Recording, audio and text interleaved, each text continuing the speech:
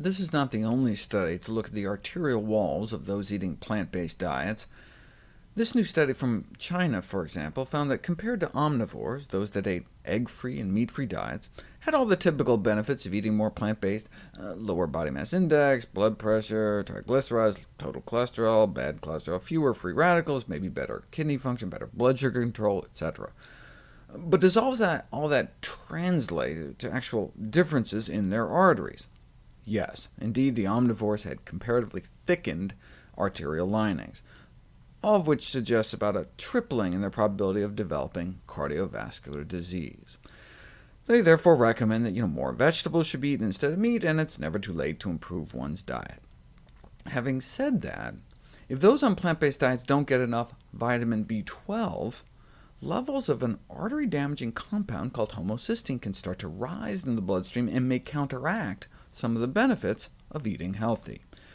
In this study from Taiwan, the arteries of vegetarians was just as stiff as those of the omnivores, and they had the same level of thickening in their carotid arteries, perhaps because of the elevated homocysteine levels in their blood.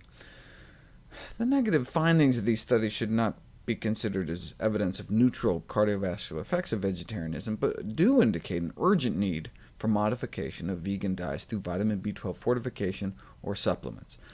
Vitamin B12 deficiency is a very serious problem, leading ultimately to anemia, neuropsychiatric disorders, irreversible nerve damage, and these high levels of artery-damaging homocysteine in the blood.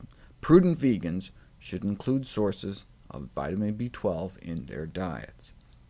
One study of vegetarians whose B12 levels were really hurting even had thicker, more dysfunctional arteries than the omnivores. How do we know B12 was to blame?